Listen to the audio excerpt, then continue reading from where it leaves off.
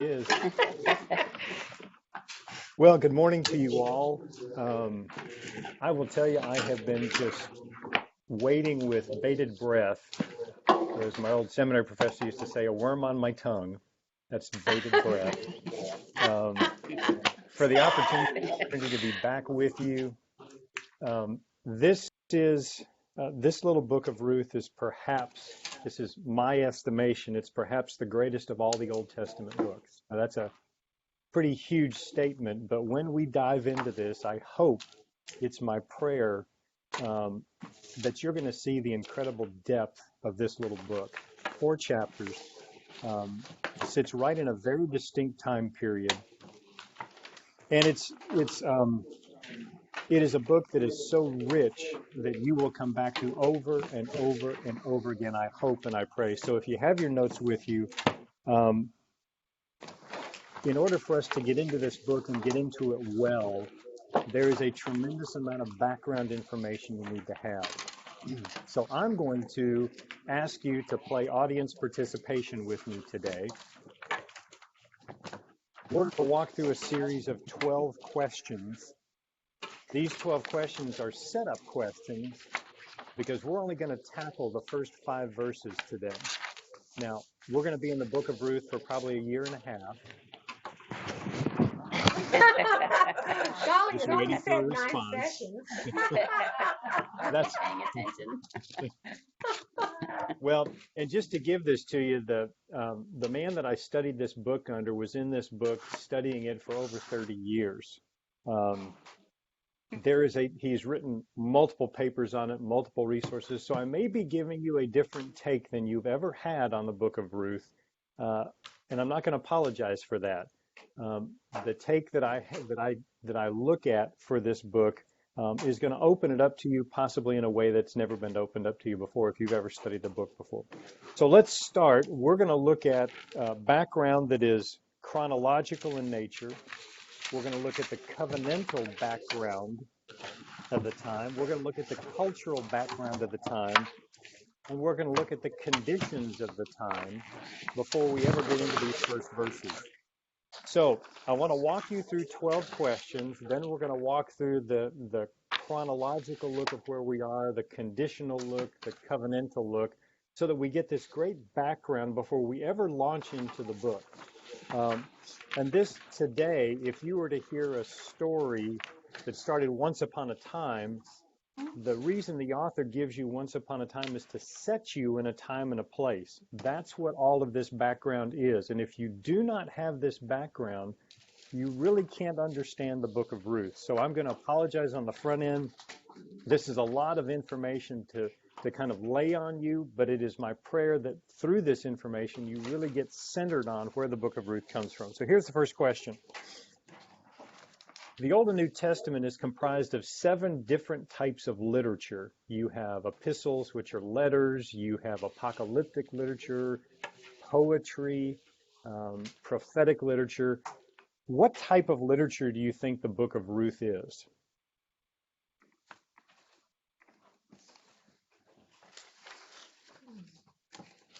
What is the book of Ruth?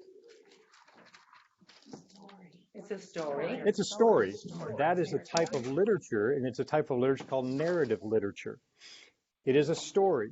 It is like the Gospels. It's like the book of Acts. Different from the letter to the Ephesians or the Colossians, different from Deuteronomy, different from the first 5 books. This is a story. It is a narrative, and you study a narrative differently than you would the letter of Paul to the Ephesians. You study this differently. And the primary thing that you study here is that the storyteller unfolds the story a step at a time. So even though you may have read the book of Ruth 10, 12, 15, 20 times, what we want to do is we want to come to the story with the historical background and the understanding, and then let the story unfold in front of us.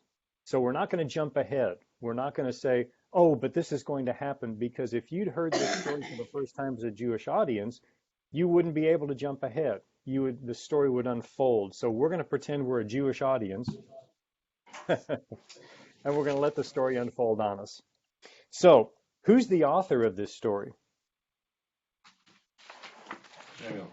Any idea? Say again, John. Samuel. Well, there's three lines of scholarship on this. The first is that Samuel is the author, and that's where most of the scholarship lands, is that Samuel is the author of this. There's some scholarship that leads to the fact that Solomon might be the author.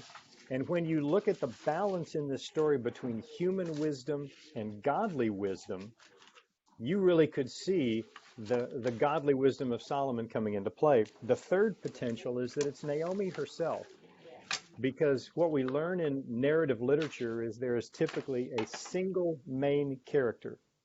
And the main character in the book, and I'm giving away one of the answers here, but the main character in the book of Ruth is not Ruth. The main character in the book of Ruth is Naomi, because all of the action occurs to reveal who Naomi is, her character, what happens, and we're all interested in what happens to Naomi. She is the central character of the book.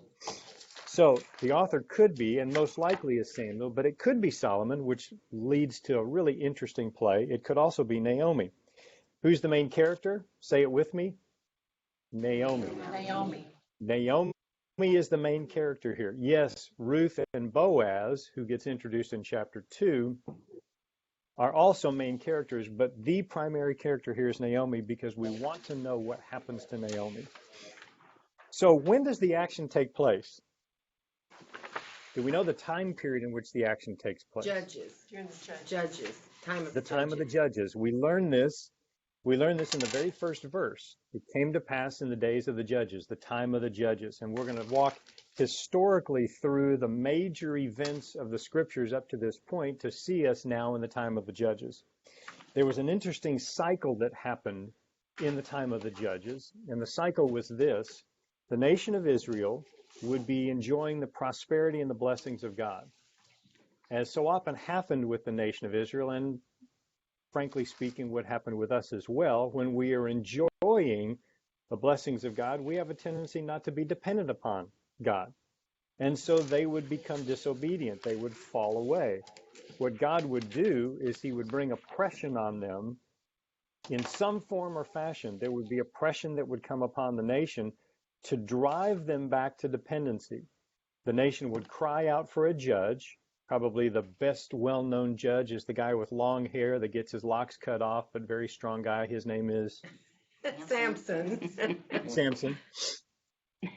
The judge would come. God would raise up a judge. The judge would then defeat the oppression, and the nation would then be restored in their relationship because they would desire to come back and be in relationship with God and enjoy that prosperity and blessing again.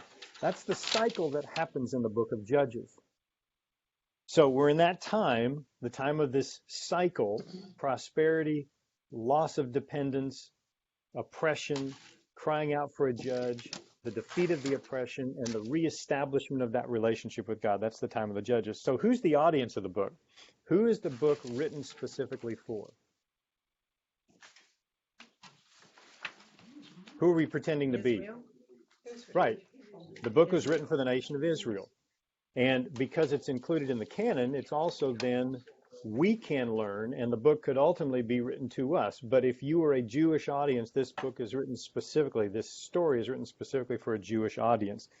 And being a Jewish audience, there are certain things that you would know intuitively, that you would already have in your collective thought, and we'll talk through some of those in a little while. Naomi has a husband. His name is Elimelech. Anybody know what his name means? The translation of his name, Elimelech? His name means, my God is king. El is the Hebrew word for God. Melech is the Hebrew word for king. My God is king is what his name means, which is going to be an interesting, ironic interplay in the first 5 verses of this book. Anybody know what Naomi's name means? Joyful or something Pleasant. Pleasant. Right. Yeah. Her name means pleasant, which is going to be a very ironic thing when we get to the end of chapter 1. Does anybody know what the name Bethlehem means? A city of bread or something. Bread. City or house of bread. Very good. Yeah. City or house of bread. And that's going to play very well into, because the story starts in Bethlehem, which is in the promised land, the land of blessing. This is where the story starts, and it's the place that they leave because there's a famine in the land. But there are going to be some other interesting interplays for Bethlehem in this whole story as well. They move from Bethlehem to Moab, the country of Moab. Does anybody know what the name Moab means? I think Garbage dump. yeah. Oh, Trash dump, very garbage. good. Comes from Psalm 108, verse 9. Trash. Here's what it literally translates: wash pot. Now, we put a nice little phrase around it and call it garbage dump, but actually wash pot was the toilet bowl. So Ew. if you think about it, here's what Naomi and Elimelech do. They leave Bethlehem, the house of bread, of Judah, the word that means praise, and they move to the wash pot. They move to the garbage dump. So, anybody know what Ruth's name means? Friendship. Friendship. Very good. It can also mean beauty. Beauty or friendship. It can be translated either way. So last two questions that kind of begin to center us here. Is Naomi Jewish or Gentile? Jewish. Naomi is Naomi's Jewish. Jewish. Yes. Oh, I had it backwards. Is Ruth Ruth is Gentile. is Ruth Jewish or Gentile? Ruth is Gentile. Gentile. When I shared with you at the end of last year that you were going to read this book a number of times and watch specifically for the word Ruth the Moabitess and when it's used, Ruth is a person who is, her heritage is the wash pot. This was a place that God said, don't go. It was a place that God, don't mingle. And there were a number of reasons. The whole Moabite clan came out of an incestuous relationship with Lot. They challenged Israel at a number of different places. God basically said, stay away from this land. So we get Naomi, who is Jewish, a child of God, in the family of God. And we get Ruth, who is an outcast, a Moabitess. That's traditionally what we read that word to say. Okay, so we have 12 fun facts there. Let me walk you now through a historical place on where we are. I'm going to ask for your help again.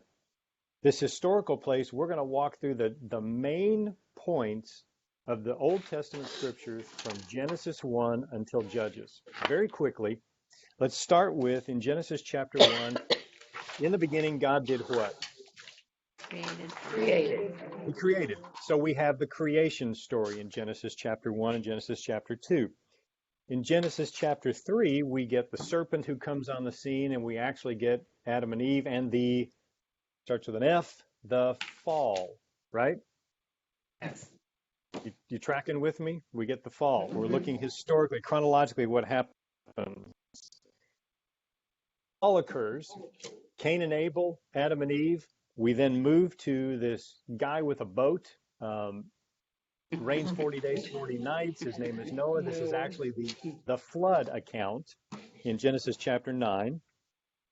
Interesting, and we're going to talk about this covenantally in a minute, but God says the same thing to Noah that he said to Adam. It's an interesting covenantal statement.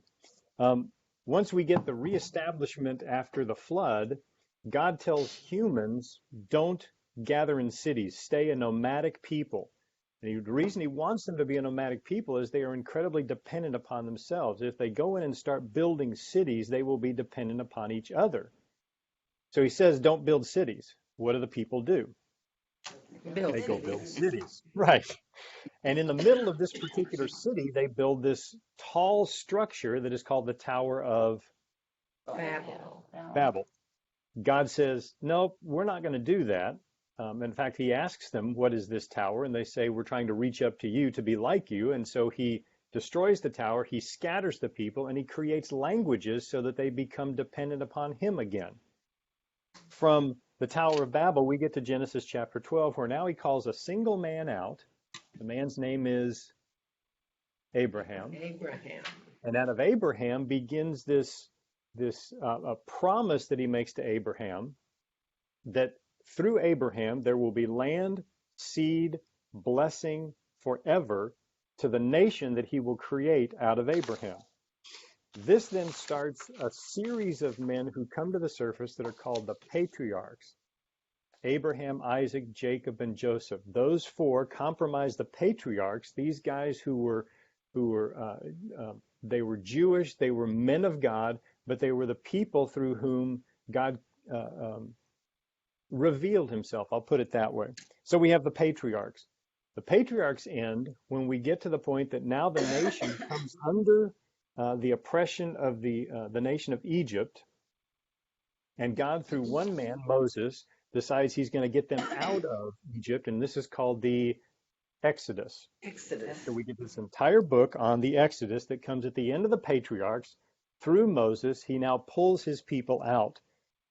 From the Exodus, we see God delivers a series of commandments. These are known as not the 15, but the 10 commandments. He gives them the 10 commandments that are his way of saying, if I'm going to be in your presence, these are the laws that I want you to live under.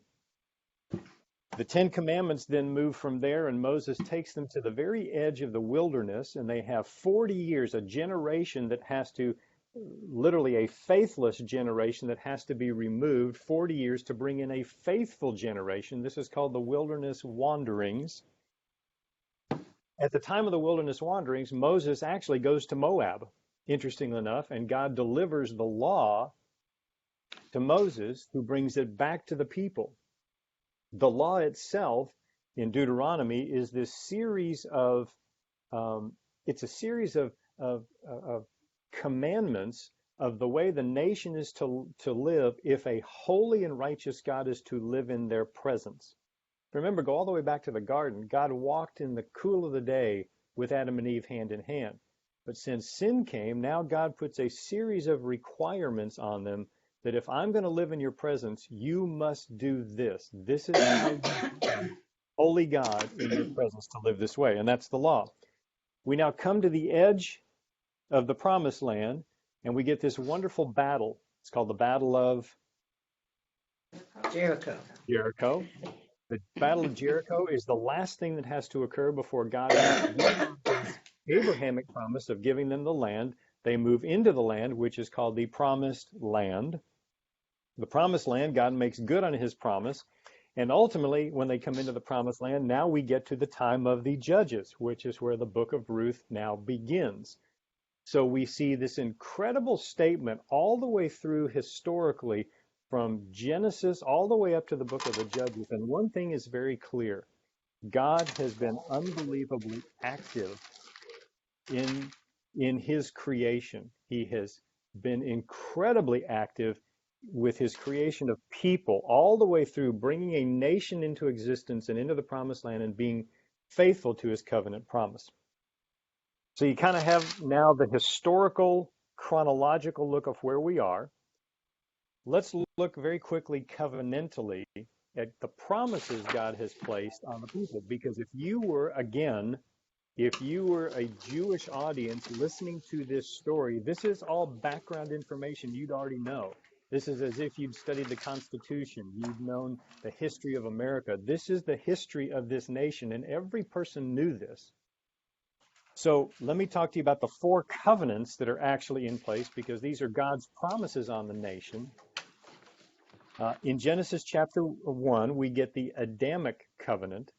The Adamic covenant is that first covenant promise that God made to his creation. In Genesis chapter 1, 26 through 28, he says, I made man in my image. So we have been, and we learned this in the Life of Glory study, by being made in his image, we were created to be the manifesting character, to manifest the character of God, to take his image, to be his image bearers to the world. So we're made in his image, and the promise that he made to them was that they were to take dominion over his creation. We learned this even in the Life of Glory, that since that time, since the fall and sin, God has been looking for a faithful generation to take over the dominion of his creation. So the first covenant is the Adamic covenant, and that Adamic covenant says, I made you in my image, I want you to take dominion of my creation. Well, we know what happens. Man doesn't do that. Sin enters the world. God gets to the point where he sees such sin rampant in the world that he decides he's going to destroy his creation with the exception of one family. This family's name comes under the term of Noah, the guy with the boat again. We now have what's called the Noahic Covenant. By the way, the Noahic Covenant is word for word the same covenant promise he makes to Adam with the exception of one thing, and that is the promise that he will never again destroy the world through a flood. So he gives us the sign of the rainbow as a reminder that he would never destroy the world by flood again. So we get the repeat of the Adamic covenant. Now we're back to made in my image, take dominion over the world, be fruitful and multiply, and I won't destroy the world through a flood. The third covenant that comes into play is in Genesis chapter 12. Genesis chapter 12 is the covenant blessing made to Abraham. So this is called the Abrahamic covenant. And it's the covenant promise under Abraham to create a nation. And to this, my Mark Ray paraphrase, we get land, seed, blessing forever. That covenant promise, Genesis chapter 12, verses 1 through 3, a land is promised to the nation that comes out of Abraham. There is a seed line that will continue through his lineage, a seed line that there will be ultimately people as many as the grains of sand on the earth or the stars in the heavens. There will be blessing because he says in this, whoever you bless, I will bless. Whoever you curse, I will curse. So really makes good sense for us to stay in the good graces of Israel because that's who God is going to bless. Whoever is in good graces with Israel, the blessing is upon them. And that's going to happen for how long? Land seed blessing? Forever. Forever. So does that mean that the Abrahamic covenant is still in play today? Yes. Yes. So the Adamic covenant is still in play because it was carried through to the Noahic covenant. The Abrahamic covenant to the nation of Israel is still in play. These are the covenant promises that are under. And the fourth covenant promise that was in place is called the Mosaic covenant. It comes out of Deuteronomy 28 through 30. This is also translated as the law, but it was a covenant promise that if you live this way, I will be present in your midst. God says these are the things you must do. This is the way you must live in order for a holy God to live in your presence. So a child of God, the family of God, this is the way you should act in order to have a holy God present in your midst. So we get the first covenant, the Adamic covenant, the second covenant, the Noahic covenant, third covenant, the Abrahamic covenant, and the fourth covenant is the Mosaic covenant. And these are the covenant promises under which the nation of Israel is living at the time that Ruth begins. These covenant promises are all in place. They're all known because this has all been passed down through oral tradition. This is all in place. And so Naomi would know this. Elimelech would know this. This would be inherent in the culture of what they would know. So those are the covenantal promises that are there. There's also some cultural things you need to know about. And I'm sorry, again, I'm dumping a lot on you here, but it's all critical for us to get to chapter 1, verses 1 through 5. So these are the cultural things that were necessary to know, and there are three very important things to know. There is the culture of survival, because Ruth takes place in a time that there is still somewhat of a nomadic culture out there. And this was the survival of the family was all important. You see, God said family is important. That's why he calls us the family of God. That's why we are children of God. That's why he is God the Father, because the family unit was incredibly important. So two things were necessary in this culture for survival of the family. What two things would be necessary for a family to survive? What would be the first one? Food. Food. Food is absolutely essential for survival of the family. But if a family is to survive generation to generation, what else is important? Reproduction. Say it again. Reproduction. Children, right. Reproduction. So children and food are the absolute necessities of the culture in order for survival to take place. You have to have food and you have to have children. Those two things are absolutely critical. Now, the second thing culture that we see is that in Bethlehem, the God that is worshipped in Bethlehem is Yahweh. This is the God of the universe, the covenant-keeping God of Israel. This is who is worshipped in Bethlehem. In Moab, boy, this gets really ironic. In Moab, the god who is worshipped is the god Chemosh. That's spelled Chemosh, Chemosh. And here's the interesting thing about Chemosh. Chemosh is the god of fertility. And remember I said the important things are food and children? Well, here's what you had to do to worship the god of Chemosh in Moab. You had to sacrifice your firstborn so that you would be blessed with more children. So you have to kill a child to have more children. The other thing that Chemosh demanded was in order to have fertile crops, you had to, your first round of crops every year that came up, you had to sacrifice those, burn those to Chemosh in order to have a next round of fertile crops. So this whole ironic statement of, here's the God of the universe that you worship in Bethlehem who says, worship me, there is blessing, there's land, there's promise, there is all of this going on. And yet in Moab, it is sacrifice, sacrifice, sacrifice. And by the way, you're sacrificing to a wooden image, not a living holy God. So that's the second thing culturally that's happened. The third thing that's culturally happening right here is that for the nation of Israel, they understood that the covenant promises of God, the blessings of God occurred, quote unquote, in the land. So if you were in the land, you were blessed. If you left the land, the blessings stayed with you only if you were in the land. That's a really critical statement that you had to stay in the land in order to be blessed. Let me share a little story with you. When my wife, Melissa, was 5 years old, she got in a very big argument with her mother, and she decided she was going to run away from home. She stomped up to her bedroom, opened her little suitcase, put all of her worldly possessions in her suitcase, packed it up, went out the front door, went to the very right corner of the yard, put her suitcase down, and sat on her suitcase. Well, a neighbor walked by after a little while and said, Melissa, what are you doing? She said, I'm running away from home. The neighbor said, well, you haven't gotten very far. She said, well, I'm not allowed to leave the land. I'm not allowed to leave my front yard. So here's the idea. What God tells the nation of Israel, the blessing is in the land. Don't leave the land, even if the situation doesn't look good. Even if you're mad at your mom, don't leave the land. This is where the blessing is. And what God is trying to tell the nation of Israel is the covenant blessing stays on you if you are in the land, and you're better off in the land, even in bad situations, than you are out of the land and out of the blessing of God. Can I have an amen to that one? Amen. Amen.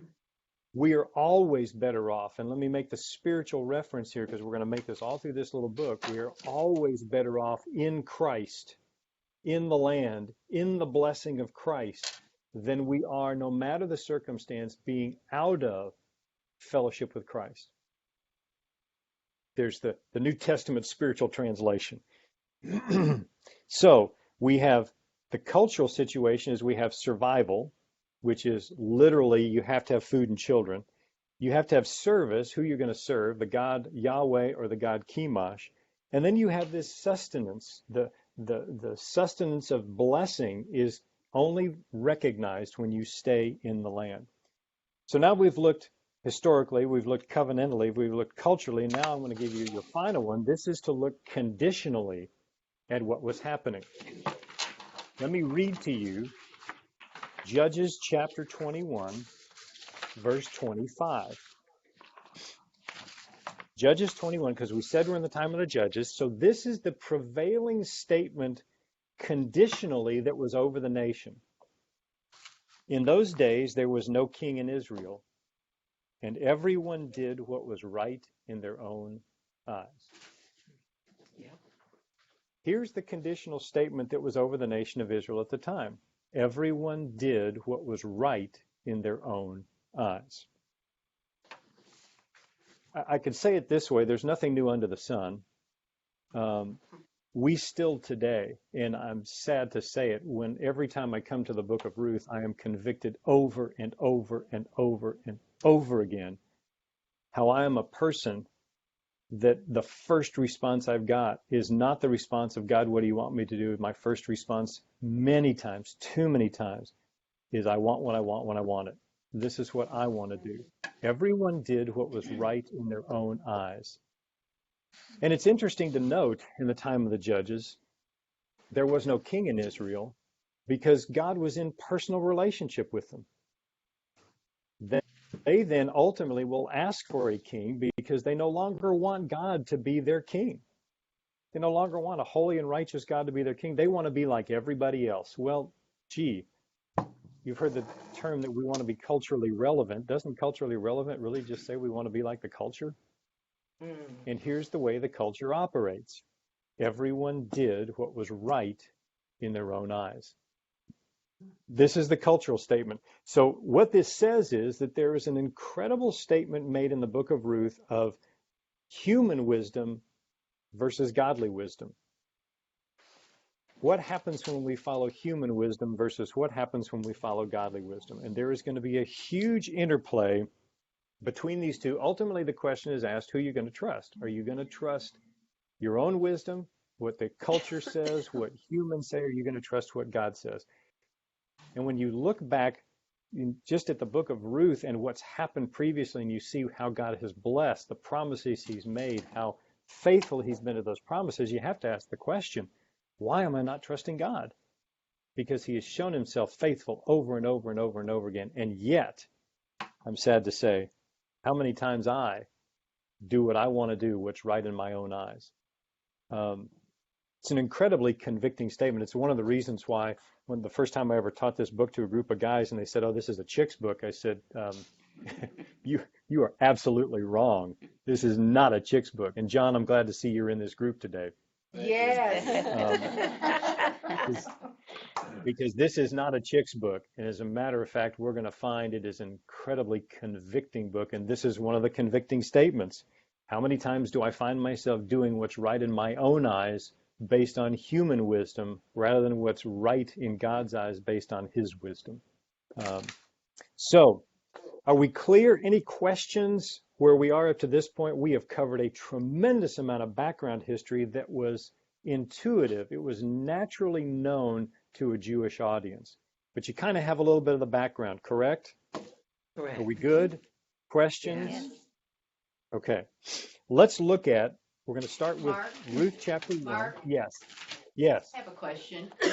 Sure. You mentioned that Naomi is the main character Yes, in the ma'am. book. Would you say the unseen or unspoken character is God himself? No question. No question. But here's the reason why we don't call that out. Because typically, Ruth is one of those books that you rarely see or hear the name of God mentioned. There's only going to be one or two times that you actually hear or see God's name is mentioned. One of those, interestingly enough, is this statement that Ruth makes about my God will be your God. And she actually uses the covenant name of God there, which means actually she had to learn it from somewhere. But the reason we don't is because this is one of the most practical, what's the word I'm looking for? Everyday, almost mundane books. All of these massive things that God has done all the way up to the book of Ruth. We get to the book of Ruth and it's almost as if we become mundane. It's just, this is normal life. And yet what we're going to see is how God enters into normal life. There's going to be one statement in chapter 2 where it's almost by coincidence this happened. And the Jewish audience is going, that ain't coincidence. I'm here to tell you. That's God moving all over the place. So that's a great statement. Yes, he is the unspoken main character of this, as he is throughout all of Scripture. As a matter of fact, when I asked who authored the book, I'm surprised nobody said God, because he actually did. And he did to show himself off. But it's interesting that God actually takes I don't want to say a backseat, but you don't get much of what he has shown up to this point, this God who arrives on the scene and parts the seas, this guy who opens the land, who defeats armies. We come into the book of Ruth and we get this outcast and this woman and this this very day-to-day story of going and gleaning in the fields. That's what we get in the book of Ruth. And yet, the monumental things that occur in the book of Ruth that affect even you and me today really almost pass unnoticed unless you really dig into it and find it. So great point. Great point. Okay, let me read verses 1 and 2. And then what I want to do is I want to read verses 1 and 2 with all of the knowledge that we have behind us. And the reason I want to do this is we're going to find in verses 1 and 2 what Naomi thinks she has. Verses 3 through 5, we're going to find what Naomi actually loses. So, now it came to pass in the days when the judges ruled that there was a famine in the land. And a certain man of Bethlehem, Judah, went to dwell in the country of Moab, he and his wife and his 2 sons.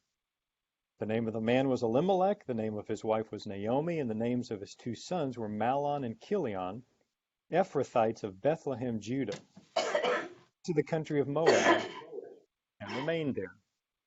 Now, with all that we know, I want to reread this statement to you in what the Jewish culture would have learned and would have known at the time. And then we're going to look at specifically what Naomi thinks she has. All right? Now, it came to pass, once upon a time, in the days in which everyone did what was right in their own eyes, there was a famine in the land. Now, let me say this. When there was a famine in the land, and this is in Bethlehem, so there's a famine in the land, there were 3 things that God did with a famine in the land. God brings a famine on the land as that oppression in the times of the judges to bring the nation back to himself. So he's trying, as a matter of fact, there are 3 actual things that God is trying to do with a famine. 3 reasons he brings a famine on the nation. The first is they're being disobedient. So this is, he's putting the nation of Israel in timeout. Okay? And the way I'm going to put you in timeout is I'm going to bring a famine. The second thing is he brings a famine on to delay something that may be getting ready to occur. So he brings the famine on to get the nation to readjust itself because he's getting ready to do something big. The third thing is it's simply the will of God. He is doing something in their midst to reestablish their relationship. Now, the interesting thing is in Deuteronomy and in Leviticus, here was the response the nation of Israel was supposed to have by law to a famine. You know what it was? Stay in the land. Mhm. God's doing something. Stay in the land. The response is don't leave. The legal Mosaic Covenant response to a famine in the land is God's at work. He wants to bless you. He's doing something. Therefore, don't leave the land. Stay in the land because that's where the blessing is. As a matter of fact, we're going to see a huge contrast in Boaz, who stays in the land in chapter 2 and actually becomes a very wealthy landowner by staying in the land in the midst of a famine. So, this was a time when everyone did what was right in their eyes, and there was a famine by God's purpose to do something for the nation of Israel. And there was a certain man of the house of bread and of the place of praise, Bethlehem and Judah, who went to dwell in the garbage dump. Isn't that an interesting comparison? You leave the house of bread and go to the garbage dump.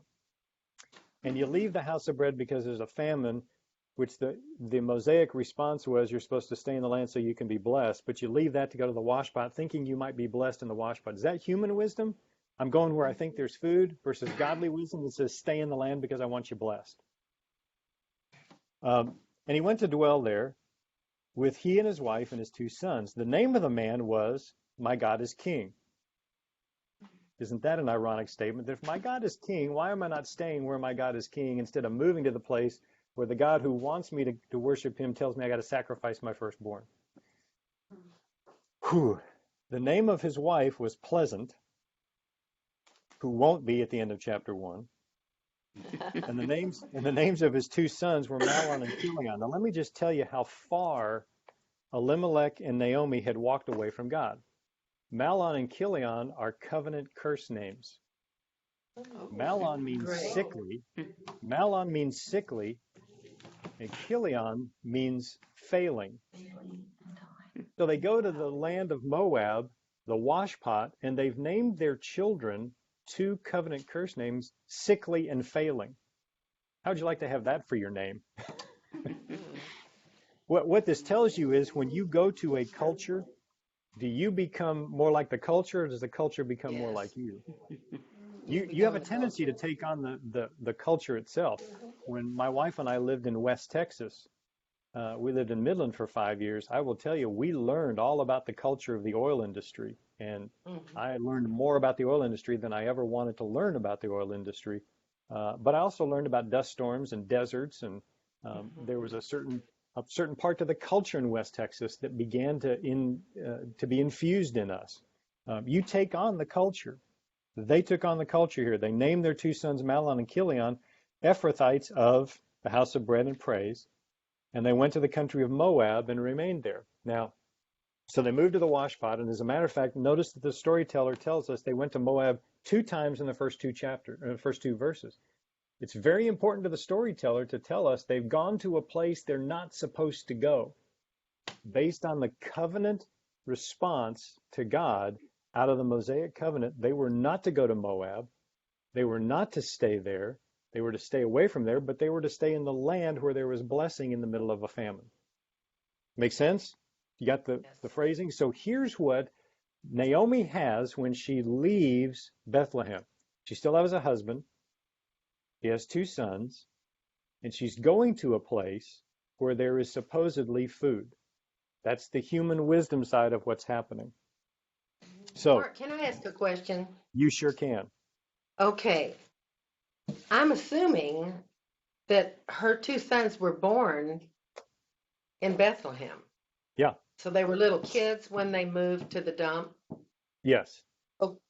Okay, why would she name them sickly and, Just pitiful remember, or whatever? Yeah, sickly and failing. Here's Okay. the reason. The scholarship reason is that Naomi and Elimelech had already begun their movement away from. Remember the time of the judges? Everyone did what was right in their own eyes. Yes. That's still the prevailing condition of the nation at the time. As a matter of fact, most of the scholarship you read on this little book says Naomi is indicative of the nation of Israel at the time of the judges. She is the perfect image of who Israel was at the time. So already walking away, already moving away from a close relationship with the God of the universe. Make sense? Okay, thank you. Yes. Okay, so they leave this place, they go to the garbage dump, and by the way, at the end of verse 2, they remain there, and they're going to stay there 10 years. Now, typically, marriage age for sons, 14, 15, 16, 17, so they're teenagers, they're in their young years, but they're going to be in that place for 10 years. So this is what, in Naomi's mind, she still has food, she still has children, she still has hope, she still has a future. All of that is still in play in verses 1 and 2, but now the tension is going to be set up in this story, and this is a monumental tension because now we're going to see what Naomi loses.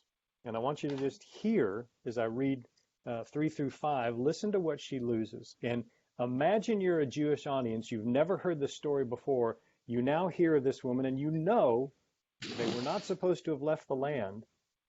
They were not supposed to have gone out from under the covenant blessing, but here's what you get. Then Elimelech, my God is king, Pleasant's husband, the one who is responsible for bringing in the food and keeping the seed line going, he dies. And she is left with her 2 sons, 2 covenant curse named sickly and failing sons. They take wives of the women of Moab, which was strictly against the Mosaic covenant. The name of one was Orpah, which actually means deer, and the name of the other was Ruth, which means beauty or friendship. And they dwelt there 10 years. So they're in this land, they're outside the covenant blessing, they're in the place where they're not supposed to be, and they have stayed there for 10 years. How many times have I known what was right to do and not done it? And how long have I stayed in a place where I have walked away from God, and as I've walked away from God, I've said, I'm not going to return to that place. This is what Naomi and Elimelech do, is they pick up and they leave. When they leave outside the covenant blessing, now her food provider and the seed line of her is gone. So what's in jeopardy now for Naomi? If food and children are potentially gone, what's in jeopardy for Naomi? Survival. Sure. She's absolutely wondering about survival. So you can see from human wisdom, she says, okay, what we got to do is we got to go get husbands so I can have food and I can have children, continue the seed line. So Mahlon, Chilion, go get them, go get children. We've got to have this, we've got to have the family line continue. They stay there for 10 years. Then verse 5, Mahlon and Chilion die. And the woman survived with her 2 sons, and her Mahlon and Chilion also died. So the woman survived her 2 sons and her husband. So the woman has outlived, Naomi has outlived, my God is king, sickly and failing. And what is she left with?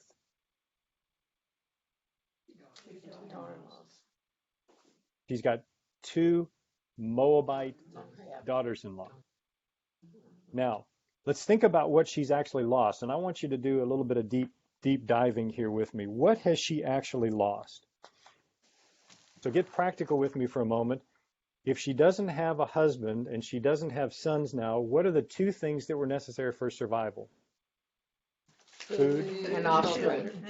Okay, so what has she lost? So she's lost food. She's lost children. Mm-hmm. What else has she lost? She's probably lost hope. Yeah. She's lost hope. Great one. She's lost blessing. What else? The land. Yeah. She's lost the land.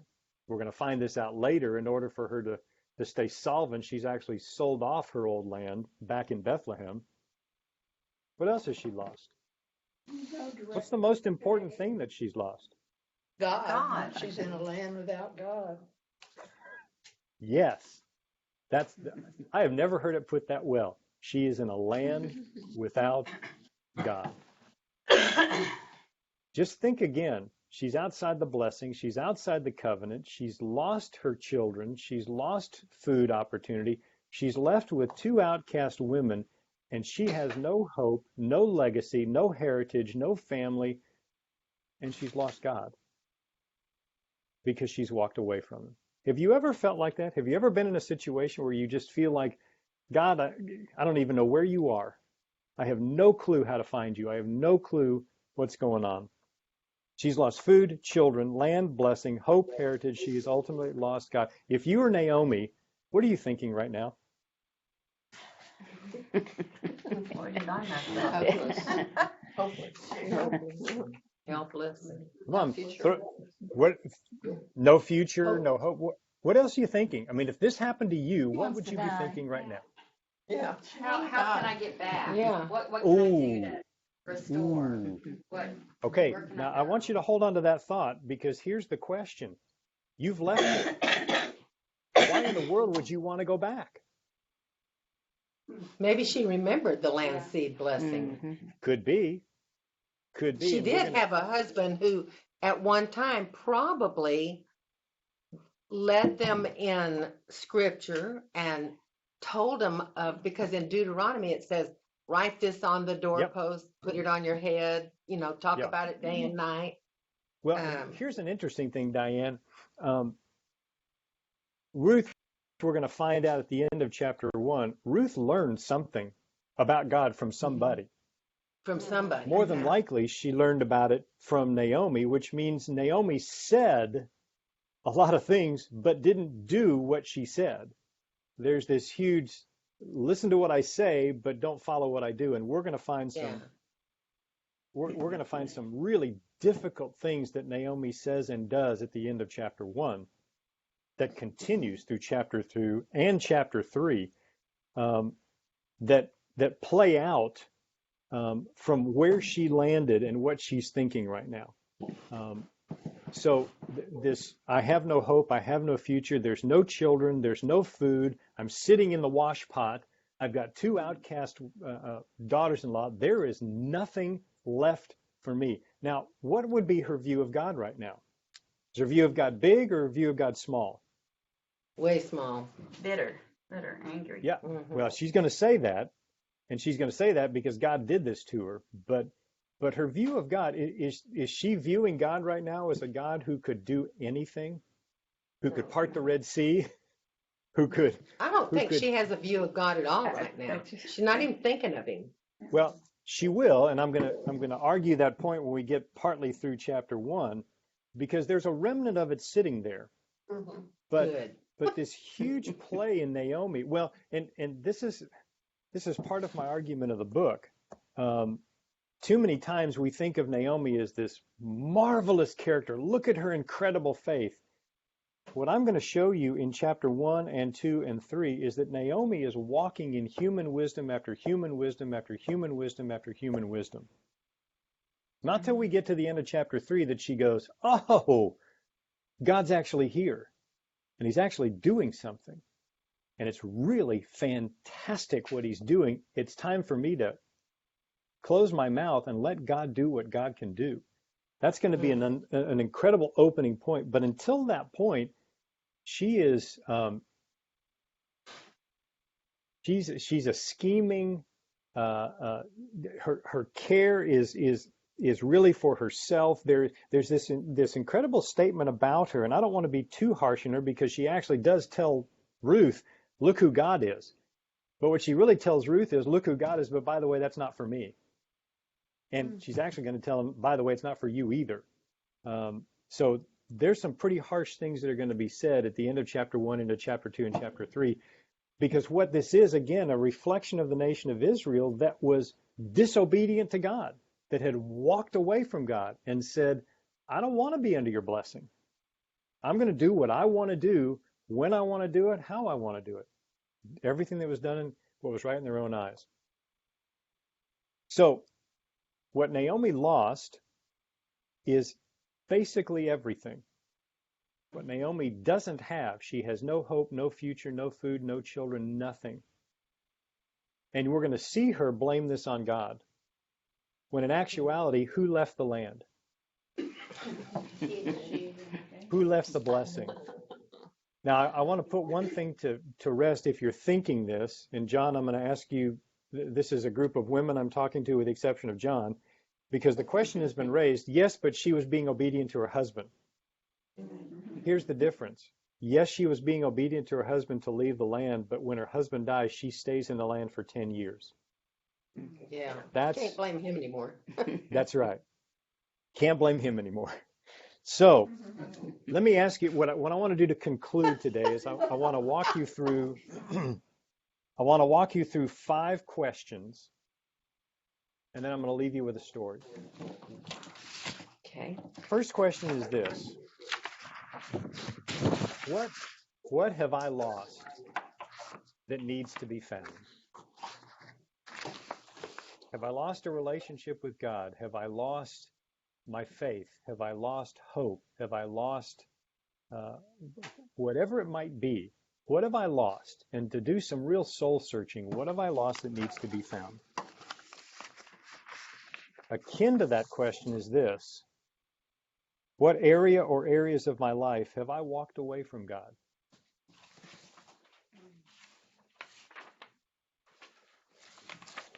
Some of these questions are in your notes already. You could just go back and underline them. Third question, what am I relying on? Human wisdom or God's wisdom? Because I will tell you 9 times out of 10, God's wisdom doesn't look like human wisdom. There's a famine in the land. God says, stay in the land. Human wisdom says, go find food. Question number 4, what are the promises of God that I take for granted? Promises like, I will be with you and never leave you.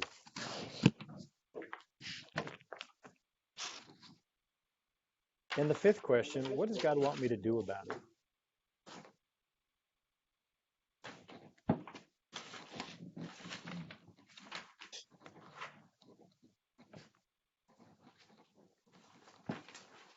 So let me leave you with this story because it's going to set up where we're going to go next week.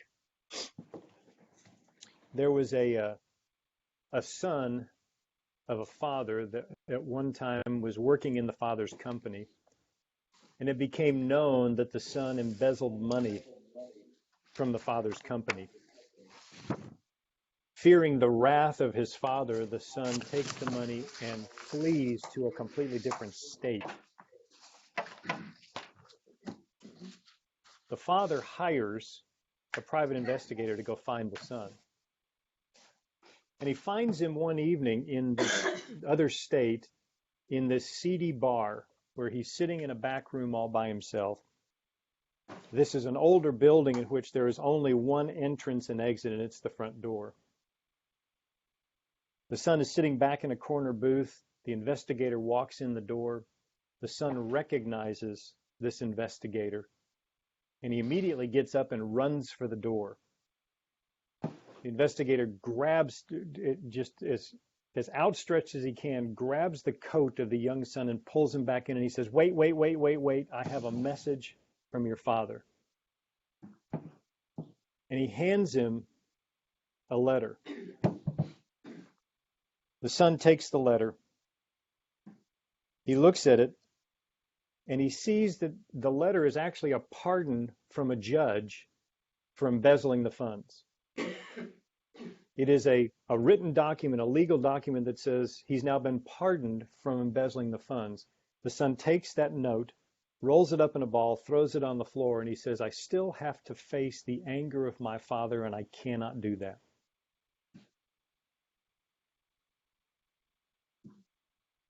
The investigator says, here is a personal note from your dad. I'm going to leave it with you, and he walks out the door. The son opens the note, and in these very simple lines, this was the note from his father. Your debt's been paid.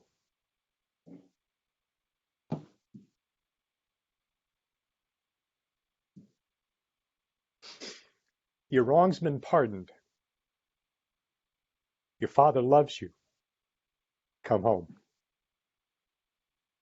The debt's been paid. The wrong's been pardoned. Your father loves you. Come home. The message that Naomi misses in these opening verses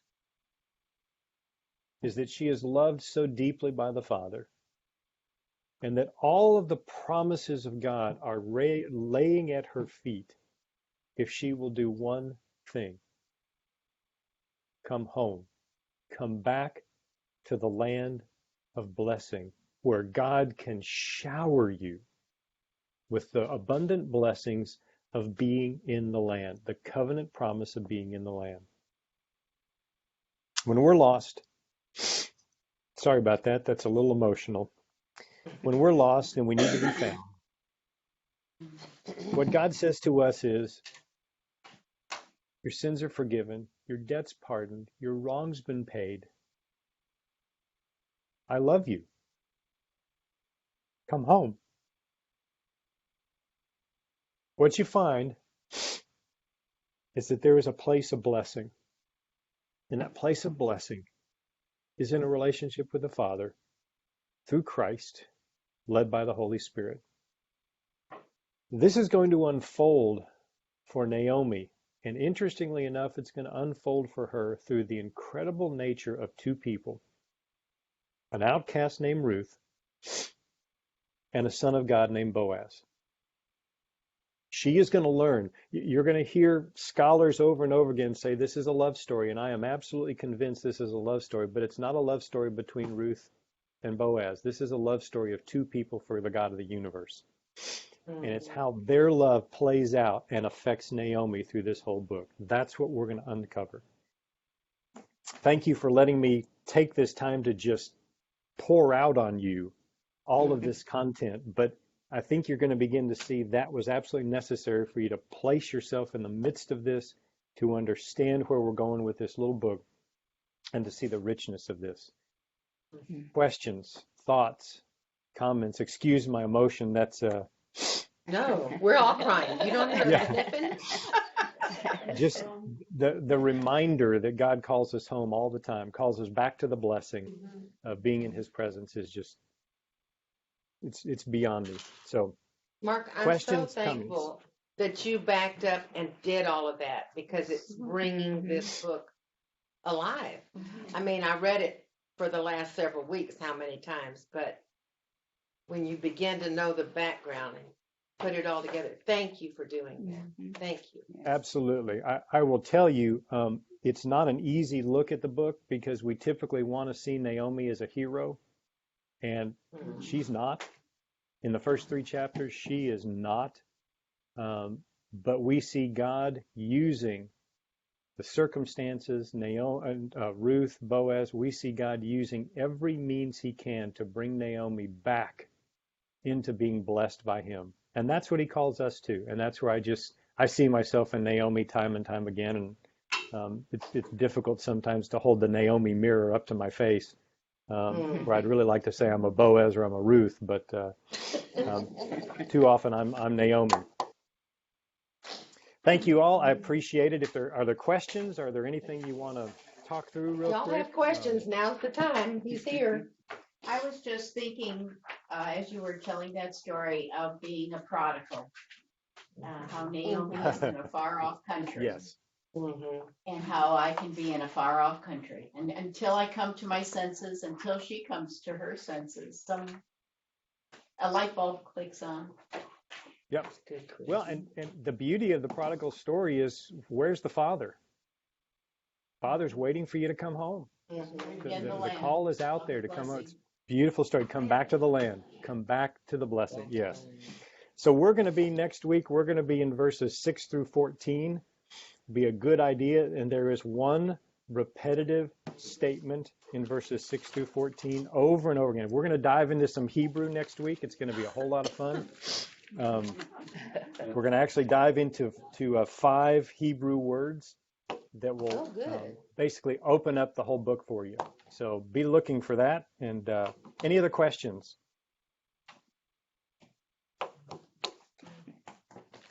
Guess you covered it all. Great. Have fun. I'll see you next week. Thanks. Yes, you will. Thank you, Mark. Thank you. Okay.